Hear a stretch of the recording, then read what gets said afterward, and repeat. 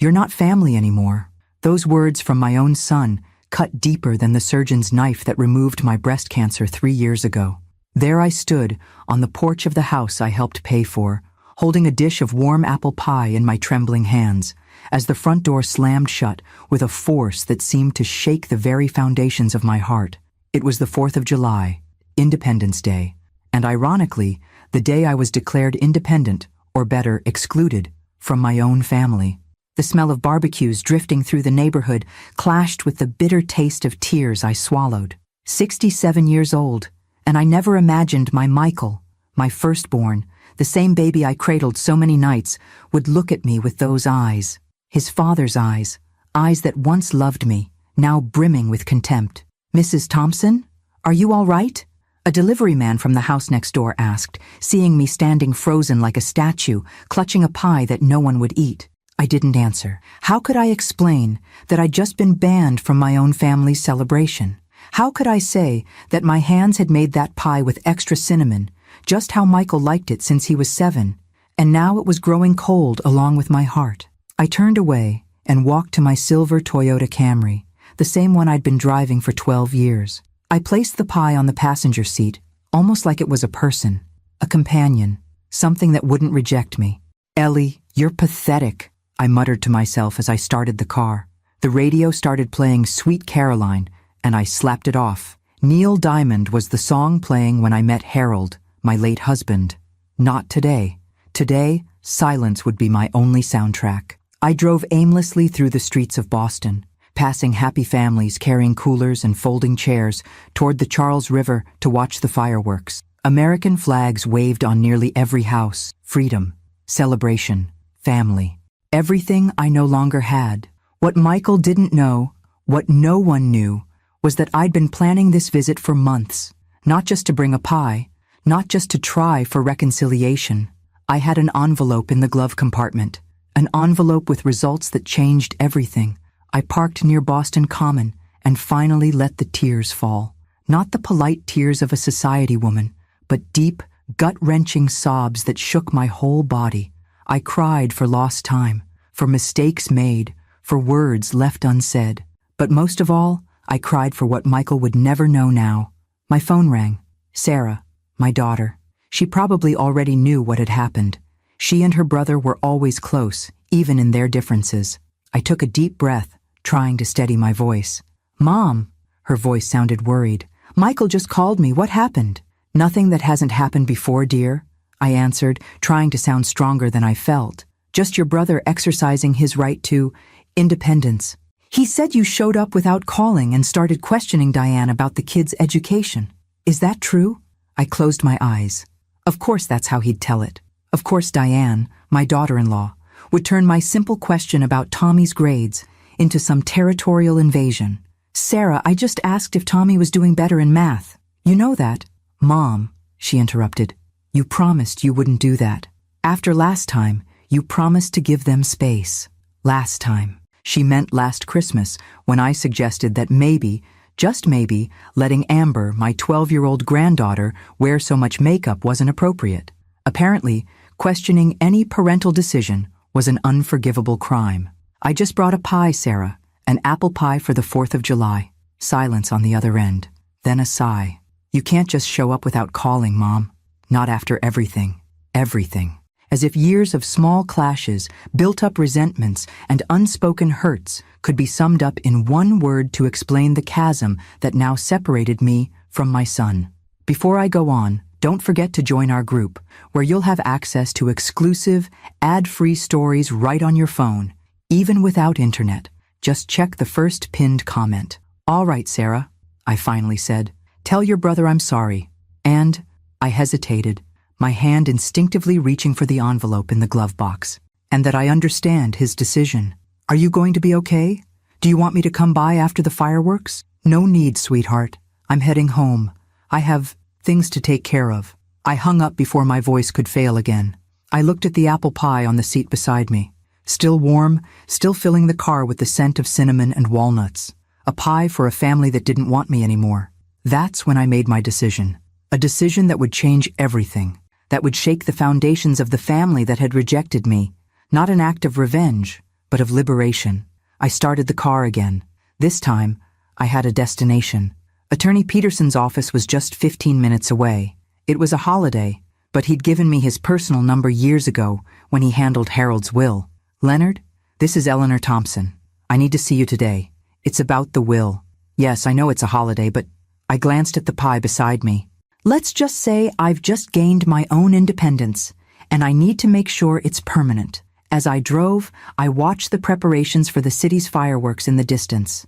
That night, while Boston's sky exploded in color, I would explode in my own way, quietly, decisively, irreversibly. Michael thought he knew me, thought he could toss me aside like old furniture that no longer matched the decor. But he was about to learn a fundamental truth about his mother. At 67, Eleanor Thompson was just starting her revolution. What I did after that door closed wouldn't just shock my son, it would shock everyone. Leonard Peterson's office was empty that holiday, except for him. A man in his 70s, gray hair perfectly combed to the side, still wearing a suit even on the 4th of July. Old-school lawyers are like that. Formality is their armor. "Eleanor," he said, adjusting his glasses as he watched me walk in. "When you called, I admit I was worried. What could be so urgent that it couldn't wait until tomorrow?" I placed the apple pie on his mahogany desk. The smell of cinnamon filled the austere office. "I brought you dinner," I said, trying to smile. "I figured you'd be here alone." Leonard raised an eyebrow. We'd known each other for 30 years. He knew I wasn't there just to share dessert. "Is it Harold's will you want to revisit?" "It's been 5 years, Eleanor. I thought everything was settled." I opened my purse and pulled out an envelope. Not the blue envelope from the glove compartment that held my own sentence. This one was white, official, stamped with the Massachusetts General Hospital logo. "It's not Harold's will I want to change, Leonard. It's mine." I handed him the envelope. I watched his brows furrow as he read the results, the diagnosis, the prognosis. His eyes lifted to meet mine, now full of compassion. 6 to 8 months, I said, with a calm that surprised me. "That's what I have left, and I want every minute to count."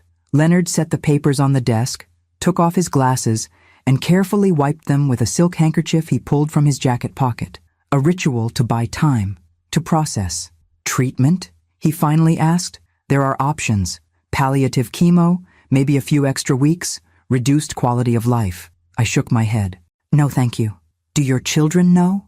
My silence was answer enough. "Eleanor, Michael told me today I'm not family anymore," I interrupted, feeling anger rise again.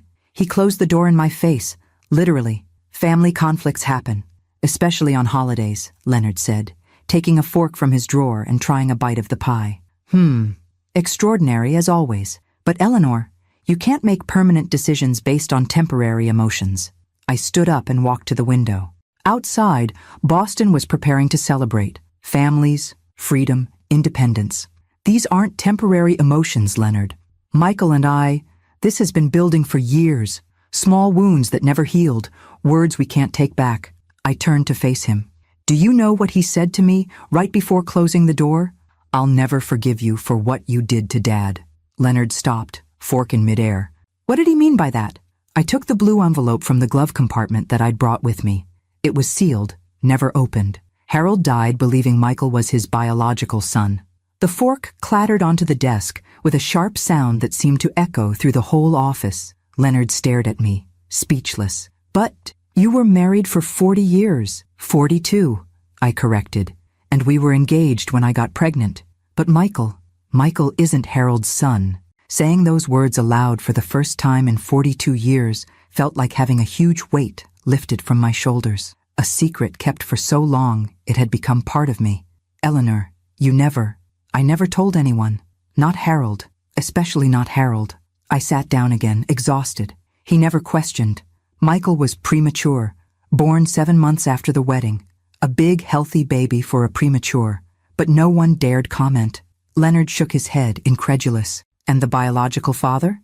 "Robert Callahan, my first love. He came back to Boston for a summer before I married Harold. One last meeting, one last night. Does he know?"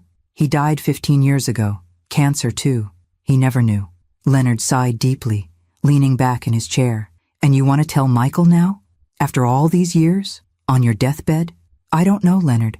I don't know if I want him to know.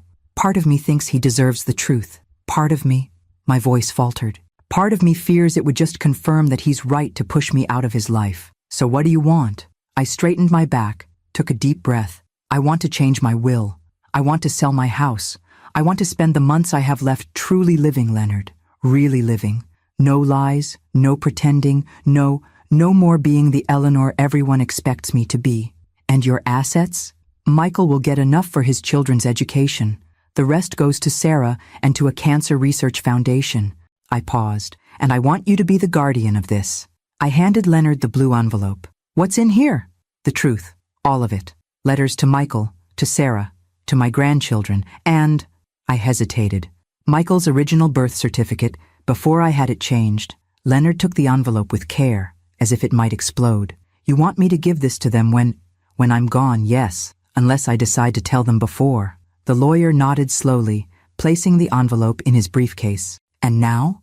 What will you do now, Eleanor? I looked out the window again. The sun was starting to set. Soon the fireworks would begin. Now? I'm going to watch the fireworks. Alone.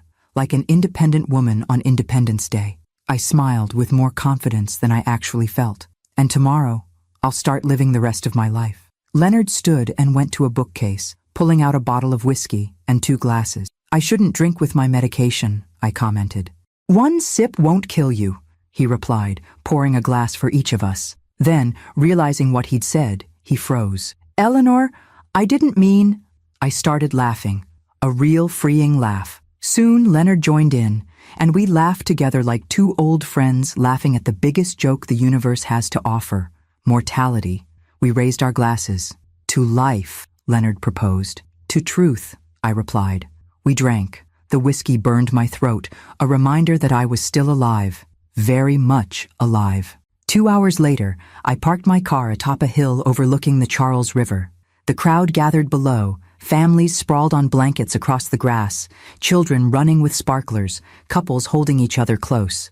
I grabbed my phone and sent a message to Sarah. I'm okay. Don't worry. Love you. I have news to share. Lunch tomorrow? Her yes came almost instantly. The first boom of fireworks filled the sky. Explosions of red, white, and blue reflected on the waters of the Charles. So American, so traditional, so familiar. I thought about the blue envelope now safe with Leonard. I thought about the months I had left. I thought about Michael, about his last words to me. You're not family anymore. What he didn't know, what no one knew, is that family is more than blood. It's more than DNA. It's more than a paternity test buried for 40 years. Family is choice. Harold chose to love Michael, even suspecting he might not be his biological son. He never questioned, never doubted. And now, I would make my own choice. The fireworks lit up the sky, brighter and brighter. Bursts of stars and stripes, waterfalls of light, explosions of color challenging the darkness, just as I would challenge the destiny given to me. 6 to 8 months isn't much time, but it would be enough to rewrite my story, to shake the foundations of the life I built, to reveal truths, and maybe find forgiveness. My phone buzzed with a message from Michael. Sarah said you're watching the fireworks alone. You shouldn't be driving at night. We'll talk another day. Not a word of apology. No hint at reconciliation. Just pragmatic, distant concern. I typed my response with steady fingers. Don't worry about me, Michael. I'm starting a new life. And believe me, what I do next will surprise all of you. I sent the message and turned off my phone. The fireworks kept bursting over Boston's sky, and inside my chest, something else was bursting too. Determination. Eleanor Thompson wouldn't die as a bitter old woman rejected by her son. No, Eleanor Thompson would be reborn before she left, and no one at all, was ready for what was coming next. The house at 347 Maple Street had been my home for 42 years. Every inch of that place held a story. The little notch in the kitchen doorframe, where we marked the children's heights. The creaky stair-step that always announced when Harold was coming home late from the clinic. The corner of the living room where my reading chair had sat since 1985, facing the window that framed the big oak tree in the yard. Are you sure about this, Mom? Sarah asked, watching the realtor hammer the "for sale" sign into the front lawn. It was a July morning, just 3 days after the 4th of July incident. The air was heavy, promising a summer storm. Absolutely, I replied, signing the last document the man handed me.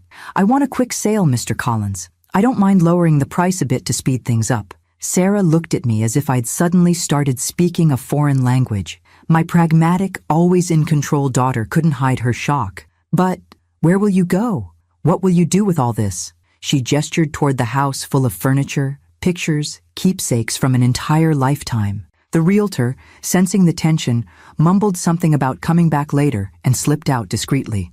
Come, I called to Sarah, walking toward the kitchen. Let's have some tea. While the kettle boiled, I watched my daughter. Sarah had always been the sensible one in the family. Like me, a university professor, her brown hair always pulled into a messy bun, glasses with discreet frames. She'd been married to Alan for 15 years. No kids by choice. Michael, on the other hand, had always been impulsive, temperamental, so much so that now he was a successful chef with his own restaurant, turning emotions into award-winning dishes. You're sick, aren't you? Sarah asked abruptly, her eyes fixed on mine. The kettle whistled, saving me for a moment. I poured the Earl Grey into the same porcelain cups we'd used since she was a child. Why do you think that? I asked, avoiding her gaze. Mom, she said, her voice almost a whisper, you called me yesterday at 6 in the morning to ask where I kept those photos from our trip to California in 1992. You sold your old piano to a music store without even haggling. And now you're selling the house where you've lived basically your entire adult life. She squeezed my hand on the table. I'm a psychology professor, remember? I recognize putting affairs in order behavior. I looked at our reflection in the kitchen window. Mother and daughter, 30 years apart, united by the same gray-green eyes. I could have lied. I could have made up some story about wanting a change, about being tired of Boston. But Sarah had always had a radar for my lies. Yes, I finally answered. I'm sick. Her fingers tightened around mine. How bad? Terminal. Metastatic cancer. Started in the ovary. Now it's in my liver and lungs. The words came out clinical, distant, as if I were talking about someone else. 6 to 8 months, according to the doctors. Sarah didn't cry right away, as I'd expected. Instead, her eyes narrowed. How long have you known? 3 weeks. And you didn't tell us? Not even me? Not Michael? I tried to tell Michael on the 4th of July, I said, feeling the bitterness rise again. I had the results with me. I was waiting for the right moment. Sarah stood up abruptly, pacing the kitchen. That explains everything, she murmured. That's why you showed up unannounced. That's why you insisted so much. Oh my God. She stopped and stared at me. He doesn't know, does he? No. I'm calling him right now. No! My voice came out louder than I intended. No, Sarah. He made it very clear he doesn't want me in his life. That was before. This changes everything. It doesn't change anything, I replied firmly. I'm the same person. I have the same flaws, the same faults that irritate him so much. Being terminal doesn't suddenly make me easier to love. Sarah finally let the tears fall. But you're our mother, she sobbed. You're our mother, for God's sake. I stood up and hugged her. My strong daughter, always so controlled, shook in my arms like when she was 8 and woke from a nightmare. Listen, I said softly, pulling back to look into her eyes. I don't want my last months to be about pain, hospitals, and pity. I don't want forced visits or guilt-driven reconciliations. I want to live, Sarah. Really live. What does that mean? I smiled. A real smile. The first in days. It means I sold the piano because I never actually liked playing. Harold convinced me to take lessons when we got married because a refined woman should play piano. It means I'm selling this house because it holds more ghosts than happy memories now. It means I want to see the sunrise in Maine and the sunset in Florida. I want to eat fresh lobster and dance under the stars. I want to do all the things I never did because I was too busy being the perfect wife, the perfect mom, the perfect professor. You're having a midlife crisis at 67, Sarah said, almost smiling through her tears. I'm having an end-of-life crisis, I corrected, and it's wonderful. That afternoon, as we sorted what to keep, what to donate, and what I'd take with me, I told Sarah about my plans. I would buy a small trailer, one comfortable enough for a single person, and head down the East Coast. I'd already reserved a spot at a campground in Portland, Maine, for the next week. You, in a trailer? Sarah laughed as we packed up the crystal to be stored. The same woman who complained about a 4-star hotel in Chicago because the shower made a weird noise? People change, I replied, tossing aside a set of embroidered tablecloths I'd never used. Or rather, circumstances force us to change. And your treatment? Doctors? Medicine? I'll take whatever is needed for comfort. But I've already decided, Sarah. No aggressive chemo for a few miserable extra weeks. I want quality, not quantity. She nodded, understanding. My daughter always understood. And what about Michael? She finally asked, when we were exhausted, sitting among half-packed boxes in what had once been our living room. What about him? Will you tell him? About your illness? About your trailer adventure? I hesitated. Michael, my temperamental son, my firstborn. The boy whose eyes were shaped just like Robert's, whose smile was all Eleanor, but whose temper was unlike anyone in the family, at least anyone he knew about. I don't know, Sarah. I don't know if I want my last months to be tainted by more doors slammed in my face. He has a right to know. He has a right to reject me too. I closed my eyes, tired. Let's do this. Don't tell him for now. Let me leave. Start my journey. Maybe when I'm in, I don't know, Cape Cod? Maybe then I'll call him myself. Or maybe you can test the waters, see if he'd even be willing to talk to me. Sarah didn't look convinced, but she nodded. Always the family peacemaker. While she took some boxes to her car, I went upstairs one last time. There, in my nightstand drawer, I kept an old photo album I hadn't shown anyone in decades. I opened to the page I knew so well. There he was, Robert Callahan. Dark hair, crooked smile, deep eyes, a cigarette hanging from the corner of his mouth. Classic 70s style. The last picture we ever took together, before he left for California and I stayed behind, accepting Harold's proposal. Sensible, reliable Harold. 6 weeks after that photo, I found out I was pregnant. And the rest, as they say, is history. I closed the album and put it in my bag. This was a truth I still wasn't sure I'd share. I didn't know if Michael deserved to know, or if it would only cause more pain when I was no longer here to explain, to ask forgiveness. I heard Sarah calling from downstairs. Time to lock up the house, at least for now. The realtor had said that, in today's market, the house could sell in weeks, maybe days. Before leaving, I stopped by the room that had been Michael's until he was 18. Sarah and I had boxed up most of what he'd left behind. High school baseball trophies, some college books, an old video game. But I'd left one thing, the little dinosaur pillow he loved as a child. I picked it up and inhaled its scent. Decades had passed, but I could still catch the apple shampoo he used, mixed with the smell of dirt from his days playing in the yard. I set the pillow back on the bed and closed the door. Some memories don't need to be packed. Some go with us wherever we go. At the end of that afternoon, when Sarah left with a car full of boxes she'd keep for me, or more realistically, would inherit soon, I sat alone on the front porch. The for sale sign swayed gently in the breeze. My phone buzzed. A message from Michael. Sarah just left here. She was acting weird. Is something going on with you I should know about? I stared at the message for a long time. No concern, no affection. Just a direct question, almost an accusation. I typed, I'm selling the house and going on a trip. It's time for changes, Michael. He replied almost instantly.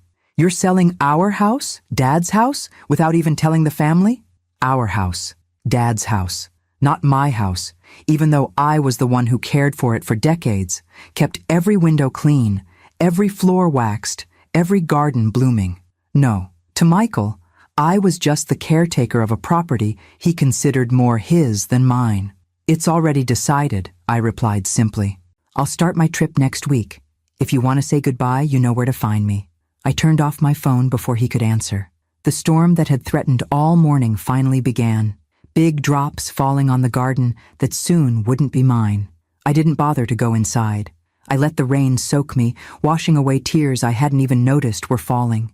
This was Eleanor Thompson saying goodbye to the woman she had been for nearly 70 years. Eleanor, the devoted wife. Eleanor, the mother who was never enough. Eleanor, the keeper of secrets. From that moment on, I would be just Eleanor, and the world wasn't ready to meet her. The trailer was smaller than it looked in the pictures. 17 feet long, a mini kitchen, a bathroom the size of a broom closet, and a bed that transformed into a dining table by day. For a woman who'd spent 4 decades in a 4-bedroom house with a yard, it was basically a shoebox, and I was in love with it.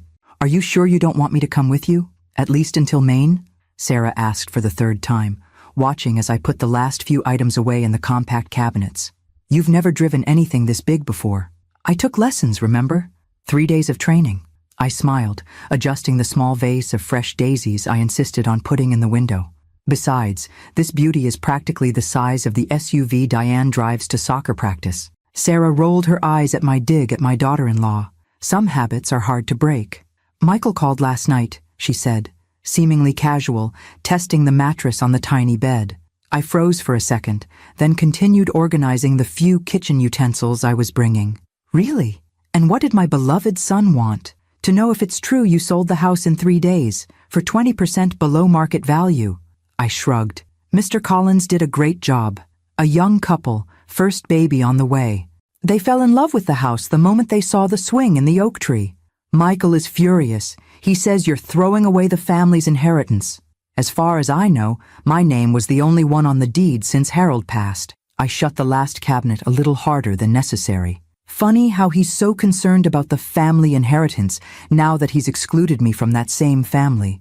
Sarah sighed, standing up and putting her hands on my shoulders. "He doesn't know about the cancer, Mom. If he did what? He'd stay with me out of pity? Tolerate me out of some sense of filial duty?" I shook my head. "No, thank you. I'd rather have the honesty of rejection than the hypocrisy of forced compassion." "That's your pride talking." "Maybe, but it's all I have left now." Sarah hugged me, long and hard, as if she could keep me there by sheer willpower. "Call every day," she murmured into my hair. "And if you feel anything, pain, shortness of breath, dizziness, go straight to a hospital. Promise?" "I promise," I answered, knowing full well I was probably lying. I didn't want to spend my last days in ER waiting rooms. At 9:30 on that sunny Wednesday morning, I set off from Boston, heading north for Portland, Maine. Traffic was light, and my little trailer, which I'd named Liberty in a fit of romance, handled well on the highway. A playlist Sarah had made for me played softly on the radio.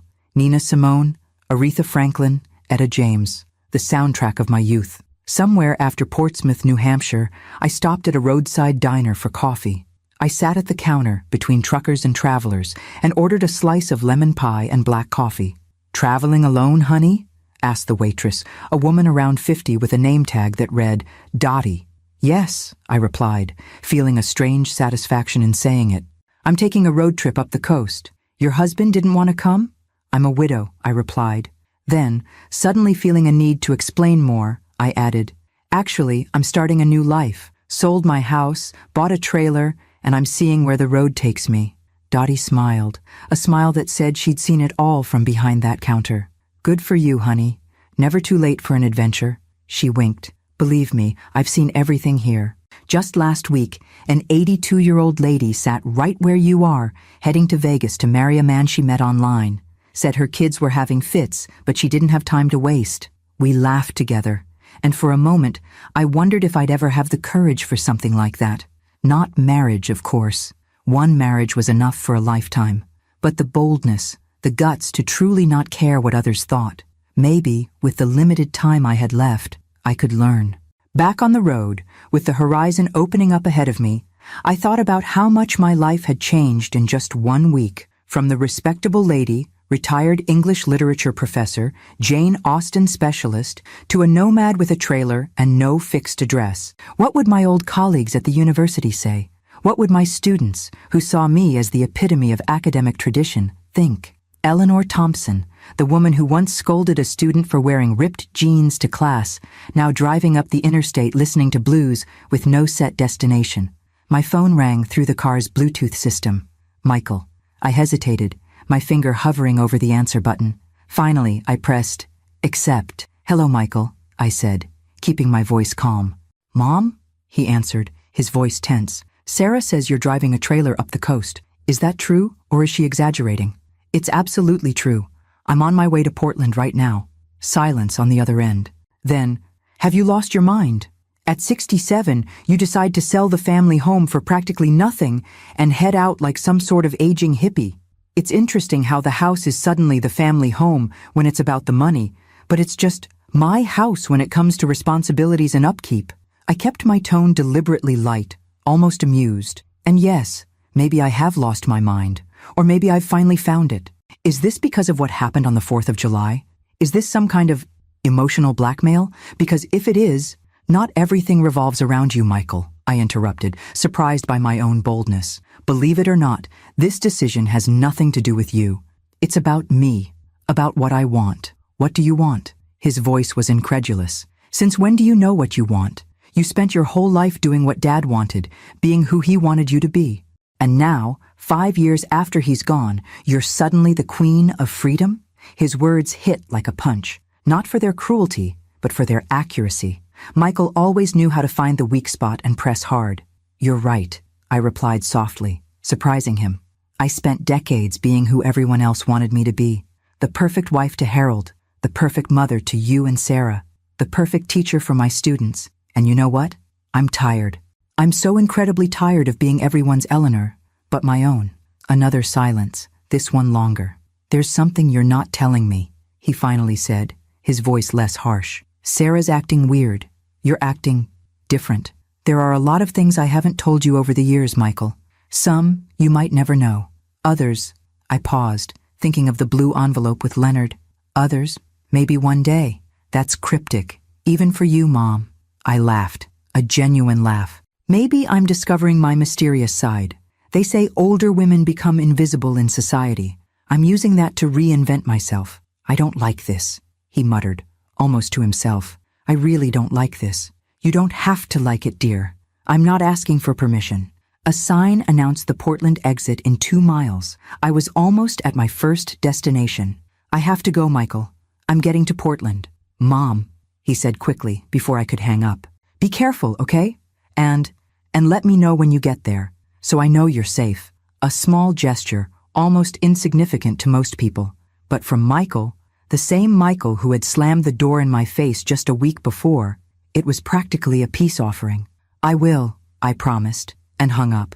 The campground in Portland was simple, but clean and well kept. I parked my trailer in a spot overlooking a small pond and went to check in at the office. First time traveling alone? Asked the manager, a middle-aged man with a graying red beard. Is it that obvious? I asked, handing him my documents. Let's just say you don't have that world-weary look of seasoned travelers, he smiled. But everyone starts somewhere. How long are you staying? A few days, maybe a week? I'm not sure yet. Great. Feel free to extend your stay if you want.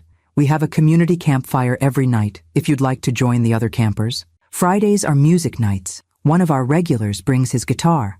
I thanked him and returned to my trailer, feeling a strange mix of exhaustion and exhilaration.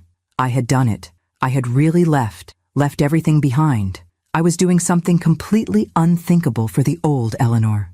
I made a simple sandwich for dinner and ate it sitting on the trailer steps, watching the sun set over the pond. Around the campground, lights began to twinkle on, and the sound of laughter and conversation drifted through the evening air. Families on vacation, retired couples, young backpackers, and me, a literature professor with terminal cancer, escaping a life of expectations to finally live as I wanted, for whatever time I had left. I picked up my phone and texted Michael. Got here safely. The place is beautiful. The pond reminds me of that time we went fishing in Vermont, when you were 9 and insisted you saw a giant squid in the water. He replied just a few minutes later. It was an old bed sheet. You got so scared you tipped the boat over. I smiled at the screen. A moment of truce, a memory shared without bitterness. I replied, Your father was furious because he lost his new fishing rod, but then he laughed so hard he couldn't breathe when he tried to explain it to the cabin owner. 3 dots blinked, showing he was typing, then stopped, started again, stopped once more. Finally, good night, Mom. Take care. It wasn't much. It wasn't an apology or an offer to reconcile, but it was something. A fragile thread still connecting us, despite everything. I put the phone away and breathed in the night air. My first day on the road was over. The first of many, I hoped, though I knew that many now meant something different to me. 6 to 8 months. 24 to 32 weeks. Not much time, but enough to do what needed to be done. To live, truly live, for the first time. To say goodbye. And maybe, finally, to reveal the truth I'd carried for more than 40 years. On the other side of the campground, someone started playing guitar. The music drifted through the night, reaching me like an invitation. I'd lived my whole life inside the lines. Now, in the twilight of my days, it was time to step beyond them. I stood up, smoothed my now short hair, another recent act of rebellion. I'd cut off the long gray locks Harold loved so much and walked toward the music. It was time for Eleanor Thompson to meet the world, and for the world to meet Eleanor. Have you tried with butter? I looked up from my clumsy battle with the whole lobster taking up most of my plate. A sun-bronzed, gray-haired man watched me from the next table, a warm and amused smile on his face. Is it that obvious? I asked, feeling my cheeks flush. He laughed, a pleasant, deep, genuine laugh. Only to a trained eye. I was born and raised in Maine. I can spot a lobster rookie a mile away. We were at Portland Lobster Company, a seaside restaurant recommended by the campground manager. After 3 days exploring the city, walking for hours on rocky beaches and visiting historic lighthouses, I decided to treat myself to a classic local dinner. What I hadn't anticipated was the spectacle of my ineptitude with an entire crustacean. Actually, I confessed, this is the first time I've eaten a lobster that didn't come already cleaned and prepped in a fancy Boston restaurant. He stood, picking up his plate and craft beer. Mind if I join you? I promise a free lesson in eating lobster like a true Mainer. At any other moment in my life, I would have politely refused. Eleanor Thompson did not dine with strangers, especially male strangers. But the new Eleanor, the Eleanor with an expiration date, just smiled and gestured to the empty seat in front of me. Please, save me from this public humiliation. He settled in with the easy confidence of someone completely comfortable in his own skin. Jack Peterson, he introduced himself, extending a large, calloused hand. Eleanor Thompson, I replied, shaking his hand. So, Eleanor Thompson, first lesson. Forget all that paraphernalia. He pointed at the little forks and crackers I was fumbling with. Use your hands. It's messy, it's chaotic, it's how it's meant to be. For the next hour, Jack taught me the anatomy of a lobster, which parts to eat, which to avoid, and the best way to extract the precious meat without looking like I was performing delicate surgery. Between sips of local craft beer, another first for me, and stories about life in Portland, I learned he was a widower of 6 years, a former Coast Guard sailor, now retired and working part-time as a fishing guide for tourists. So what brings a sophisticated Boston professor to our humble shores? He asked when we reached dessert, a blueberry pie so good it nearly brought me to tears. I hesitated. What could I say? I'm dying and trying to live before it's too late didn't seem right for a light dinner by the sea. I'm on a journey of self-discovery, I finally answered. Sold the family house, bought a trailer, following the coast, everything a respectable 67-year-old woman shouldn't do. His blue eyes, crinkled at the corners, sparkled with approval. Ah, a late-blooming rebel, my favorite kind of person. It's such a cliché, I admitted, laughing at myself. The middle-aged widow searching for meaning. Next thing you know, I'll be meditating at a spiritual retreat or making a vision board with motivational quotes. Jack laughed heartily, drawing glances from nearby tables. Nothing's a cliché when you're actually living it, Eleanor. And believe me, I know the difference between someone following a script and someone truly searching for something. And what's the difference? I asked, genuinely curious. The eyes, he replied without hesitation. Yours have that perfect mix of fear and determination, like someone learning to swim in deep water, scared, but refusing to go back to shore. His observation caught me off guard. That was exactly how I felt. You're more perceptive than you look, Mr. Peterson. Jack, he corrected, and you haven't told me how long you're staying in Portland. A few more days, maybe. I don't have a set itinerary. He smiled again, paying the check despite my protests. Good, because tomorrow's a perfect day for sailing, and my boat needs the exercise. What do you say? Want to see the Maine coast the right way? By sea? Old Eleanor would have politely declined. She would have invented commitments, expressed concern about going out with a man she barely knew, reminding herself that respectable ladies don't get on boats with strangers. But new Eleanor, the Eleanor counting her days instead of wasting them, just smiled and said, "What time should I be at the dock?" Jack's boat, ironically named Second Chance, was a 32-foot sailboat, immaculately kept. I arrived at the dock at 9 a.m. the next morning, as agreed, dressed in the most seaworthy clothes I could improvise. Jeans, a navy sweater, and a cap I'd bought at the Lighthouse souvenir shop. You look like a real sailor, Jack teased, reaching out to help me aboard. Clearly, I replied dryly. Nothing says sea expert like a cap that says I hearts Maine in glitter. We spent the day sailing Casco Bay, with Jack pointing out islands, telling stories of shipwrecks, and sharing local legends. I learned the difference between port and starboard, helped, awkwardly with the sails, and felt the unique freedom of being at sea, far from everything and everyone. When we anchored in a small, sheltered cove for lunch, Jack made simple sandwiches and opened a bottle of white wine. To the sea, to freedom, and to new friendships, he toasted, clinking his glass with mine. Sitting on the bow, with the late afternoon sun painting the sky orange and pink, I felt a peace I hadn't known in years, decades maybe. "Can I ask you something personal?" I said, watching the gulls circling the boat. "Go ahead. You don't seem resentful about losing your wife. How do you do it?" Jack looked out over the water, thoughtful. "Catherine and I had 38 years together. Good years, most of them. When cancer came, it was fast. 4 months from diagnosis to the end." He paused, sipping his wine. "The first 2 years after she died, I was furious. At God, at the doctors, at the world. Drank too much, isolated myself, pushed my kids away. What changed?" "A storm," he answered, smiling at a private memory. "I was on this very boat, drunk and feeling sorry for myself, when a sudden storm hit the bay. Almost lost second chance, almost lost myself with it. When I finally made it back to the harbor, soaked and sobered by fear, I realized Catherine would have slapped me upside the head if she'd seen me like that." He turned to me, his clear eyes reflecting the sunset. "I realized I had a choice. Spend the rest of my life mourning what I lost, or honor what we had by fully living whatever time I had left. I chose the second." I felt tears rising, unexpected and unwelcome. Jack, with the kindness of a man used to respecting boundaries, pretended not to notice, busying himself pouring more wine. "Do you have kids?" I asked, trying to change the subject. "2. Jennifer lives here in Portland with her husband and my 3 grandkids. Mark's in Seattle, works in tech, so complicated I don't even try to understand anymore." He smiled with paternal pride. "And you?" "2 as well. Sarah, the sensible one, a college professor like I was, and Michael." I hesitated.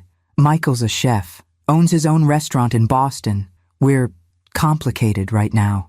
"Ah, the famous complicated," Jack said. "In my day, we just called it a big fight." I laughed, appreciating his honesty. "It was more than a fight. He told me I'm not family anymore." Literally slammed the door in my face. Jack whistled low. Must have been something serious. "Honestly, it was over nothing," I said, surprised by the bitterness in my voice. Or rather, the buildup of decades of little disappointments, unmet expectations, words taken the wrong way. The last straw was me showing up unannounced on the 4th of July and asking about my grandson's grades.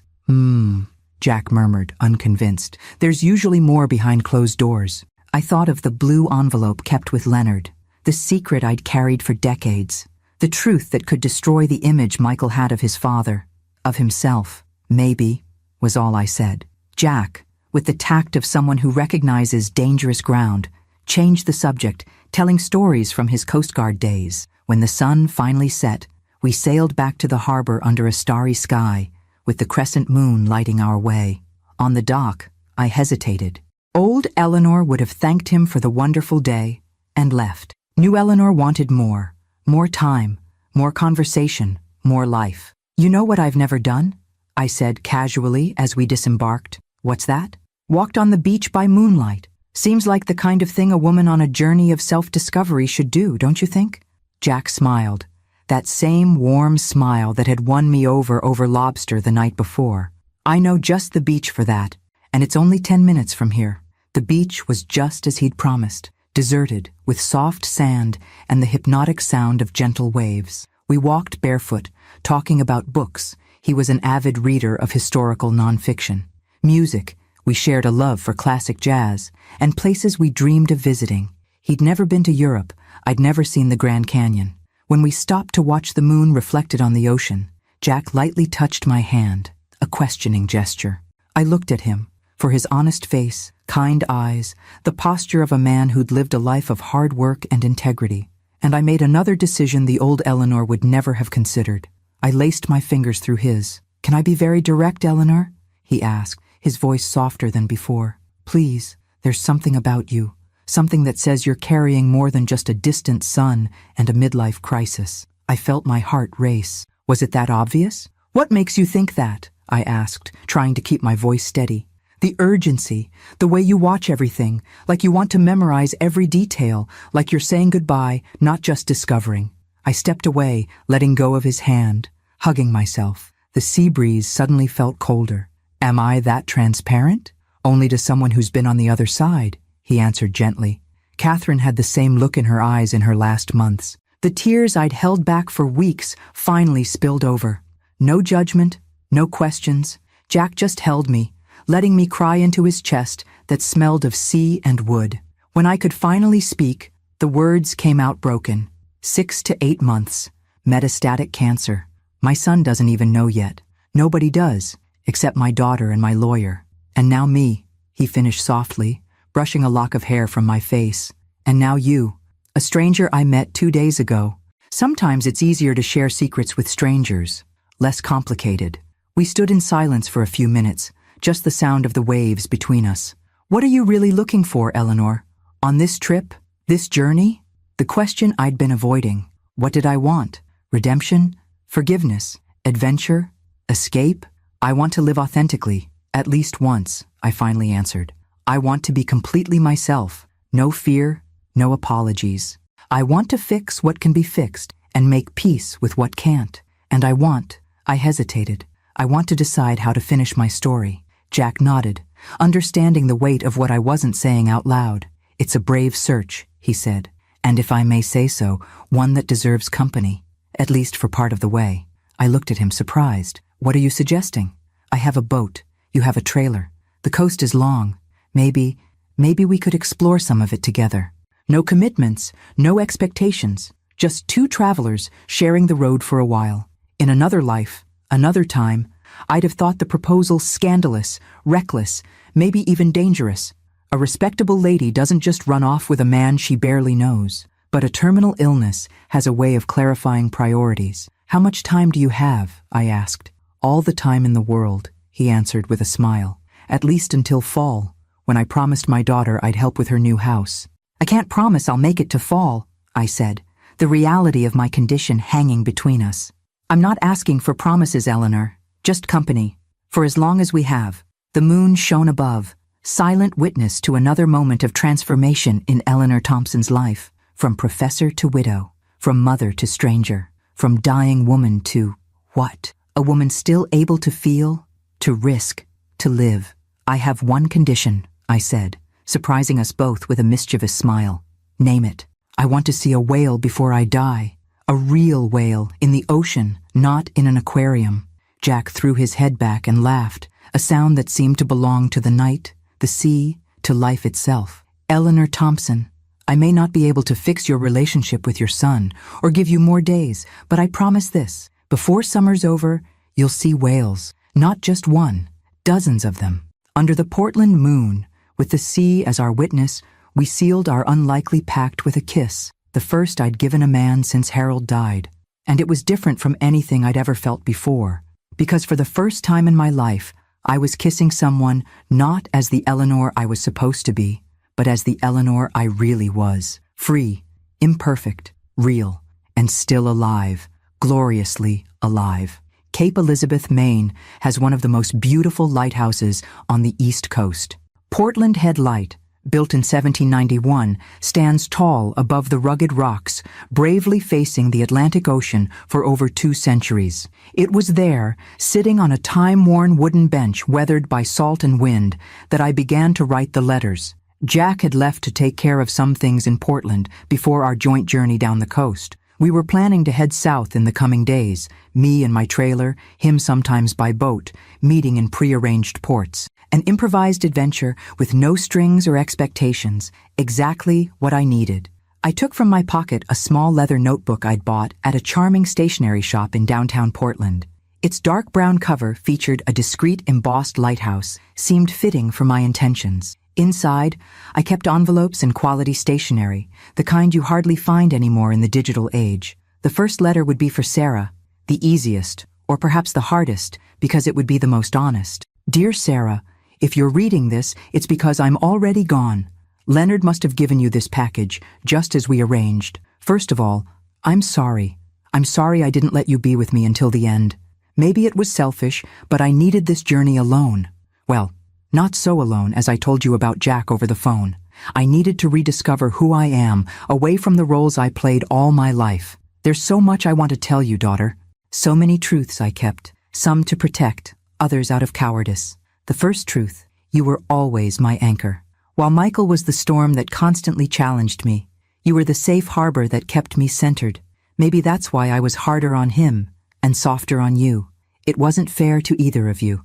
The second truth, and maybe the most important, your father loved you both deeply, but there was a burden in his relationship with Michael that you never fully understood. It wasn't coldness, as you sometimes suggested. It was guilt. Harold knew, Sarah. He always knew.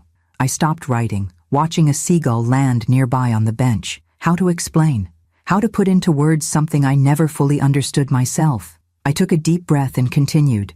The night I found out I was pregnant with Michael, I cried myself to sleep, not from joy, but from panic. Harold and I had been engaged for only a month, and 3 weeks earlier, I'd made what I then considered the worst mistake of my life. One night with Robert, my first love, who had briefly returned to Boston. When I told Harold about the pregnancy, I saw something in his eyes, a silent calculation, an unspoken doubt. He never asked, I never confessed. We married 2 months later, and Michael was born prematurely, 7 months after the ceremony. But your father was a smart man, Sarah, and as Michael grew, certain features became impossible to ignore. The shape of his eyes, the dimple in his chin, the quick temper that neither Harold nor I had.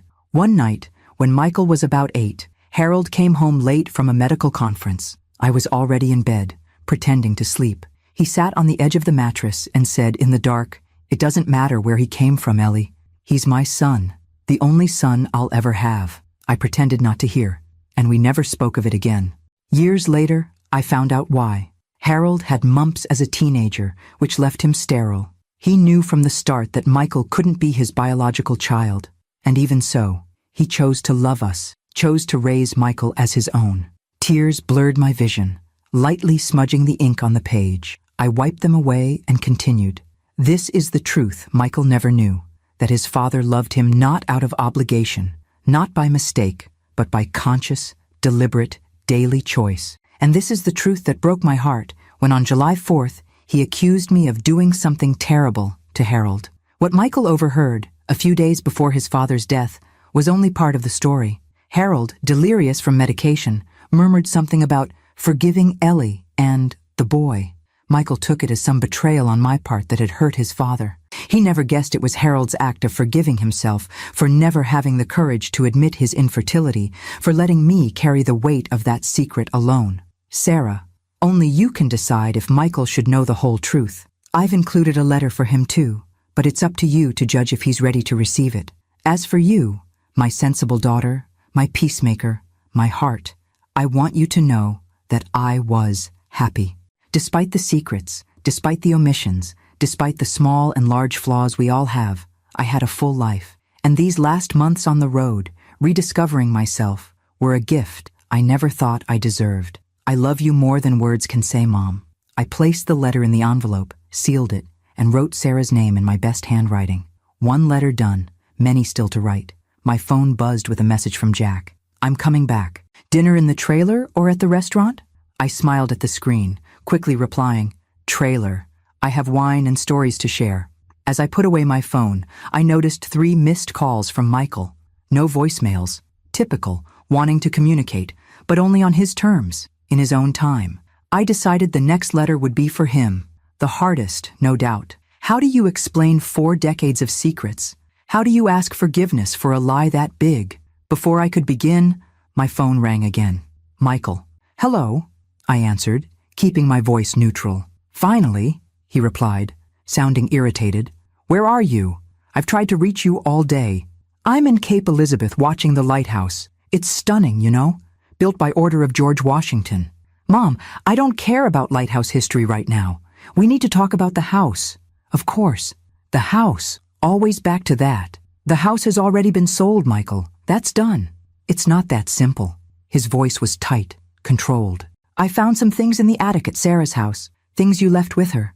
My heart raced. What things? Letters. From Dad to you, from when you were engaged, and... He hesitated. Some from a Robert Callahan. The world seemed to freeze around me.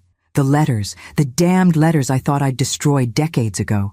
Apparently some survived, hidden in an old box Sarah had saved during the move. Michael. Who is he, Mom?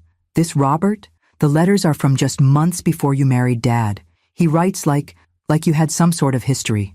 I closed my eyes, feeling the weight of 42 years of secrets on the brink of collapse. We did, I finally answered. Robert was my first love, before your father. He mentions a meeting in Boston, weeks before you married Dad. Every word from Michael was a sharp needle bursting the balloon of lies I'd inflated for decades. It was just one night, I replied, surprised at my own honesty. A goodbye, silence on the other end. Then, how many weeks before the wedding exactly? There it was, the question I'd always feared, the merciless math that could no longer be ignored. Michael, this isn't a conversation to have over the phone. How many weeks, Mom? His voice trembled now, between anger and something more vulnerable. 3 weeks before the wedding, I said, almost whispering. Please, Michael, we need to talk about this in person. And I was born how long after the wedding? 7 months, I answered automatically. But it was a premature birth. Yeah, I've heard that story my whole life. His laugh was bitter, cutting. Except I found my original birth certificate in the same box. Not the copy you always showed me. The original. My blood ran cold. The certificate I thought I'd destroyed decades ago. The irrefutable proof. Michael, please, how much did Dad know? Was he an idiot, or did he just pretend not to notice you got pregnant by another man? The anger in his voice was palpable, but also the pain, a deep, old pain finally finding its voice. Your father knew everything, I replied, tears now streaming freely. He always knew, and he chose to love you anyway. He chose to be your father in every way that really matters. So I was right on July 4th. You really did something terrible to him. No, Michael, you don't understand. I understand perfectly. I understand why there always seemed to be a distance between me and him. Why he could never really connect with me like he did with Sarah. Why you were always overprotective and controlling with me. Guilt, maybe. It wasn't like that, I tried to explain. But the words felt inadequate, insufficient. Who's my biological father, Mom? Is this Robert still alive? Do I have siblings I don't know about? Maybe grandparents who never knew I existed? Robert died 15 years ago, I answered mechanically. Cancer. He never knew about you. No one knew except Harold. And now you. Another silence, even heavier. I need time to process this, he finally said, his voice strangely calm. Maybe it's good you're far away now. Michael, please, can we meet? Talk in person. There's so much you don't... Not now, he interrupted. Maybe never. I don't know. The click of the call ending sounded like a gunshot in the evening quiet. I sat frozen, the phone still pressed to my ear, as if I could somehow re-establish the connection, go back in time, fix what now seemed irreparably broken. The truth I'd guarded for so long was now out in the world, raw and without the nuances only I could explain. Michael's version of betrayal, deceit, lies, was just one side of a far more complicated story. A story of youth and passion, of mistakes and forgiveness, of a man who chose to love a child who wasn't his, and of a woman who lived decades divided between gratitude and guilt. Eleanor? I looked up to see Jack walking toward me, 2 glasses and a bottle of wine in his hands. His smile faded when he saw my face.